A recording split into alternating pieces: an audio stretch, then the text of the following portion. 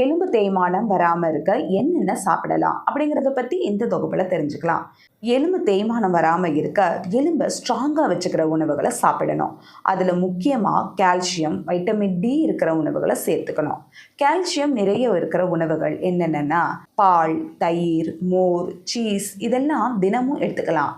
முருங்கைக்கீரை, பசலைக்கீரை, cauliflower, broccoli மாதிரியான கீரை வகைகளை அதிகமாக சாப்பிடணும்.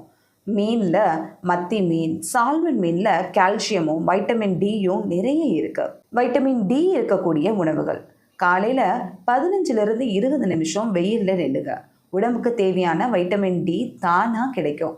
முட்டையோட மஞ்சள் கருவில் வைட்டமின் டி இருக்குது. காளானில் இயற்கையாகவே வைட்டமின் டி இருக்குது. வேறு என்ன சாப்பிடலாம்? மெக்னீஷியம், எலும்புக்கு இது ரொம்ப முக்கியம். பாதாம், வால்நட், பூசணி விதை, எள்ளில் மெக்னீஷியம் நிறைய இருக்குது. வைட்டமின் கே, இதுவும் எலும்பு தேய்மானத்தை தடுக்கும். முட்டைக்கோஸ், ப்ராக்கோலி இதெல்லாம் சேர்த்துக்கோங்க. புரதம், எலும்புகள் ஸ்ட்ராங்காக இருக்க புரதம் அவசியம். பருப்பு வகைகள், முட்டை, கோழி இறைச்சி, மீன் இதெல்லாம் சாப்பிடுங்க. இந்த உணவுகளோட தினமும் உடற்பயிற்சி செஞ்சால் எலும்புகள் இன்னும் பலம் பெறும். ஆரோக்கியமான உணவு, உடற்பயிற்சி இது இரண்டும் இருந்தால் எலும்பு தேய்மானம் பற்றி பயப்பட தேவையே இல்லை.